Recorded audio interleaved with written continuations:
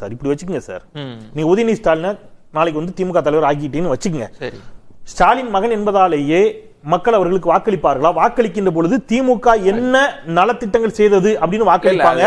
முடிச்சிடறாரு ஒரு நிமிஷம். திமுக இதெல்லாம் செய்ய தவறியது என்று வாக்களிக்காமல் போகலாம் ஒன்று, அல்லது திமுக இதெல்லாம் செய்திருக்கிறது என்று வாக்களிக்கலாம். இந்த ரெண்டு அடிப்படையில வாக்களிக்க போறாங்க.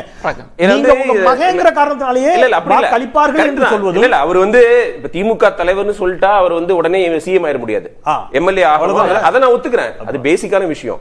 ஆனா திமுகவுக்கு ஏன் இன்னைக்கு வந்து இவ்வளவு ஆதரவாளர்கள் இருக்காங்க, கொள்கை பிடிப்பானோ இருக்காங்கன்னா, அது வந்து கருணாநிதி அவர்களுக்கு அப்புறம் திரு ஸ்டாலின் வந்தாரு, அதுக்கப்புறம் திரு உதயநிதி வந்தாருங்கிறதுக்காக இல்ல. அண்ணா போட்ட விதை, சாமானியர்களுடைய கட்சி அது, எல்லாருக்கும் எல்லாம்னு சொன்ன கட்சி அது, லெவல் பிளேயிங் ஃபீல்ட் இருந்த கட்சி, பண்ணையார் கட்சியா இருந்த காங்கிரஸை எதிர்த்து களமாடின கட்சி, பொதுச் செயலாளர் பதவியை ரொட்டேஷன் முறையில கொண்டு வரணும்னு சொன்ன அண்ணாவோட கட்சி.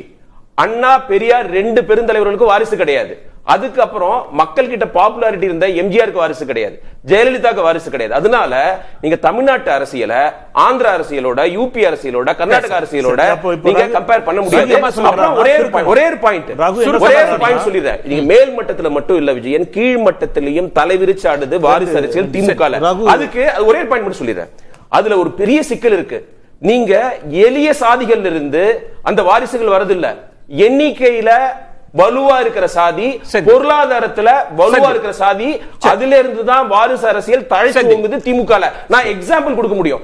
எந்த தலித் தலைவர் வந்து வாரிசு கொண்டு வந்திருக்காரு திமுக சொல்லுங்க. ஆனா அன்பில் மகேஷ் பொய்யாமொழி, ஐ பெரியசாமி, ஆர்கேடு வீராசாமி, நேரு, துரைமுருகன், இவங்களா யார்?